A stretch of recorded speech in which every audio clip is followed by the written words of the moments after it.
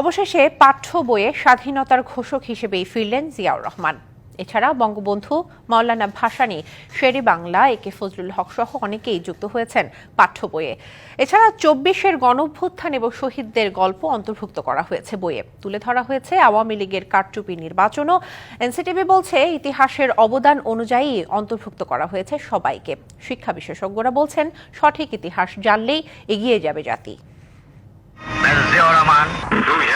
৭১-এর ২৬শে মার্চ চট্টগ্রামের কালুরঘাট বেতার কেন্দ্র থেকে প্রথম স্বাধীনতার ঘোষণা দেন তৎকালীন মেজর জিয়াউর রহমান। ২৭শে মার্চ আরেকবার ঘোষণা দেন বঙ্গবন্ধুর পক্ষে।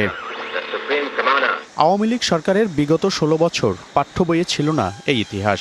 এবার সরকার পতনের পর পরিমার্জিত হয়ে জিয়াউর রহমানকে স্বাধীনতার ঘোষকের স্বীকৃতি দেওয়া হয়েছে।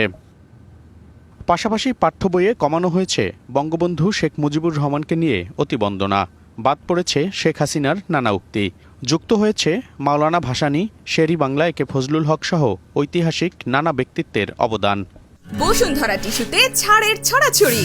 বসুন্ধরা টিস্যু নিয়ে এলো নিশ্চিত ছাড়।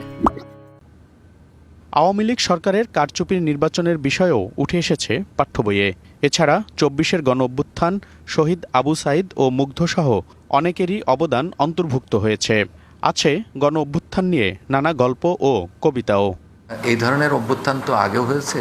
সেই অভ্যুত্থান বা আমাদের মুক্তির ক্ষেত্রে যারা ভূমিকা রেখেছেন এদের সঙ্গে তাদেরও নাম যুক্ত হয়েছে। স্বাভাবিকভাবেই আবু সাইদ অবশ্যই নূর হোসেনের মতোই একটি ঘটনা।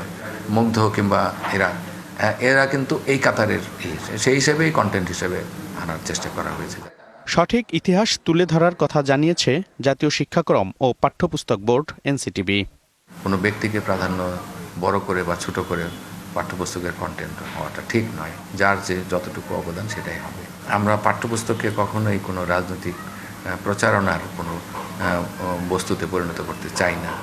বিশেষজ্ঞরা বলছেন শিক্ষার্থীদের সঠিক ইতিহাস জানাতে না পারলে পিছিয়ে পড়তে হবে। এই প্রকৃত সত্যটা কিন্তু বিগত ১৬ বছর আসলে শিক্ষার্থীদের কাছ থেকে গোপন রাখা হয়েছে। সকলের অবদানকেই স্বীকার করাটা আমি যুক্তিযুক্ত মনে করি। আমি কোনোভাবেই এটা রাজনৈতিক অতিরঞ্জন হিসেবে দেখতে চাই না। তাহলে শিক্ষা ব্যবস্থার আবারও ক্ষতি হবে, আমাদের পরবর্তী প্রজন্মের জন্য আবারও ক্ষতি ডেকে আনবে। এবার ১৪১টি বই পরিমার্জন করেছে সরকার। বইয়ে যুক্ত হয়েছে ২৪-এর গণঅভ্যুত্থানের গ্রাফিতিও। মনিরুল সোহাগ, ডিবিসি নিউজ, ঢাকা।